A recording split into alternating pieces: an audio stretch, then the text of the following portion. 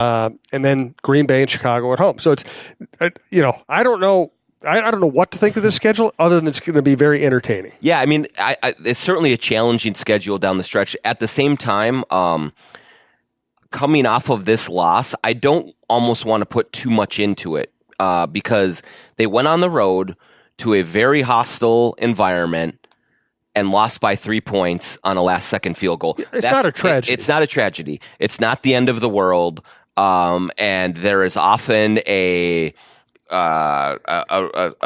initial gut reaction from fans and from a lot of media and stuff is you lose, you're never going to win again. You win, you're never going to lose again in the NFL. That's just the way it works. But they were in position. Cousins didn't play great, and they still could have won the game. So unlike the Packers getting manhandled by the Chargers, the Vikings did not get manhandled. They were in the game all the way. They lost it at the end. It's okay. They can recover from this. It's an AFC opponent. It's fine. But yes, there's no question that this is it's a great challenge for them coming down the stretch. I mean, at Dallas, at Seattle, those are tough games to play. Then you have the Packers and Bears at home at the end of in December. I mean, there's going to be a lot of really tough games, and I think they can expect to still be in it to the end, but they're going to have to earn it as well. Looking at the schedule, I'll tell you what it's not like science or anything, but it's just a very obvious thing I will point out about the schedule and what they've done so far here in just a second. I do want to remind you we have a deal with Bite Squad. The promo code is TALKNORTH, but go to bitesquad.com. They might have a better deal for you in your area. They constantly have promotions. They are a growing company. They keep adding really good restaurants, and they deliver the food from those restaurants to your door, morning, noon, night, home, office, elsewhere, looking great. They also have a member deal, $5.99 a month. You get free delivery any place within 4 miles. BiteSquad.com. Use the Bite Squad app. That's the easiest way. And our promo code is TalkNorth.com. Vikings this year, 6-0 on turf, 0-3 on grass. Yeah, I mean, it's kind of the story of their franchise. Yes. I mean, that's a way they are always a very different team at home.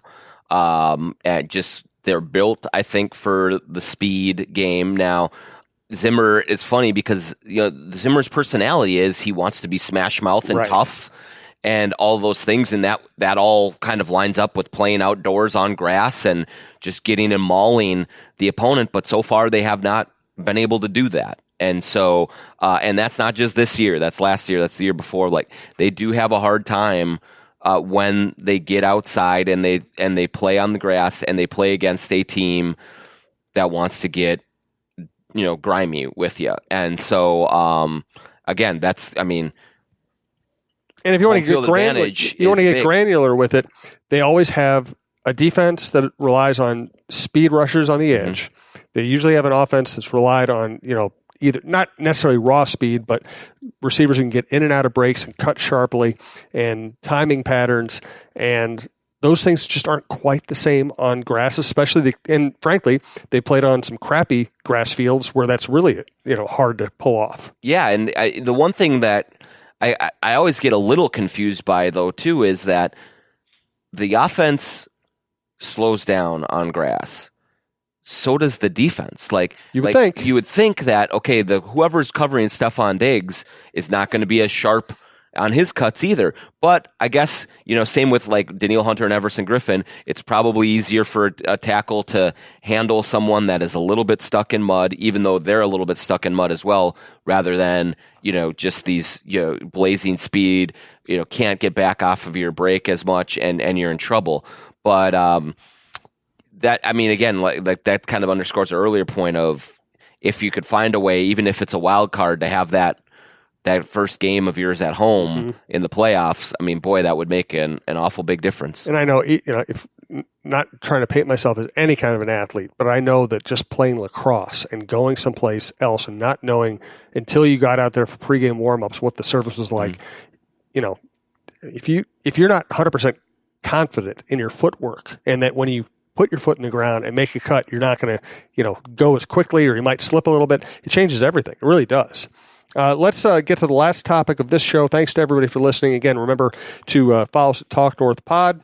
Check us out. You can check out all the shows at talknorth.com or subscribe at your favorite podcast app, which is probably the best way to get the shows. And thanks to our sponsors and all of our listeners. Adam Thielen. It looked like, the theme out of the Thursday night game was, he wanted to go back in. It can't be that bad. And then he ends up being questionable. Then he ends up testing it out. Then he ends up playing. Then he ends up not playing after the first quarter. What's your level of concern? I think there always has to be a level of concern when you have those soft tissue injuries of them lingering, especially if you go to places where it is a little colder now. Thankfully, over these next few weeks, you have Dallas. It shouldn't be terribly cold.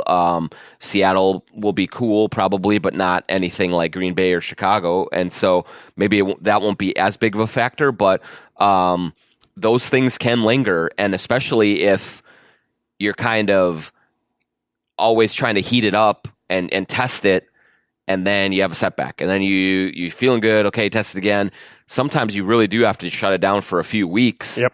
And see if that is enough, and then you can come back and be okay. But yeah, I mean, I think even someone as tough as Thielen is, there's no really getting over that kind of a thing quicker. Or if it comes up and barks at you, like there's nothing you can do about it, and so you can't play through it like you could play through a broken pinky finger or something like that.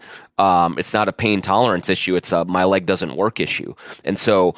Yeah, I think that is a concern, and my initial thought is if he got cleared to play and he thought he was close, hopefully when he had the twinge in the game, he backed it off before you can get really too bad, and then maybe another week and it'll be okay. But I would be reluctant to throw him out there again next Sunday, certainly. I would probably have to give it some time and let him heal up a little bit. And then come back and make sure you're as close to 100% as you can be with that thing. Well, here's the deal, too. If you're not going to play him at Dallas, and sitting here while we're recording this, my guess would be they're not going to put him out there a week after he couldn't make the first quarter. So if you don't play him against Dallas, do you play him at home against Denver on November 17th, or do you say, if I give him off the Denver game as well, then you have a bye week, and then the next game is a Monday night in Seattle. Now all of a sudden you've given him more than 3 weeks. Yeah, that seems like, and who knows? I'm not the doctor. I don't see him, but that certainly seems like a viable possibility. And then you could come out of it for those last 4 games? Yep, 3 games, and 5 games: Seattle, Detroit, Los Angeles, Green Bay, Chicago. With a wide open Adam Thielen. I think that would probably be the best case scenario. Yeah, and of those games, you don't play a cold. Seattle is always a little damp, but it's not cold. Yeah. You only have 1 cold weather. Actually, you have 0 cold weather games. The other one's Los Angeles. Yeah, right? Actually, they have 0 cold weather games the rest of the season. Yeah, because they're the closest they're going to have to cold weather the rest of the season, given Dallas is in a dome, is at Seattle, and again, that'll probably be like 50 degrees and rainy, which isn't the worst thing. Mm-hmm. But yeah, so. My guess is that is the way they go. Thanks to John Krawczynski. Thanks to Brandon Morton. We'll be back next week to tell you what happened against Dallas to set up the Denver week.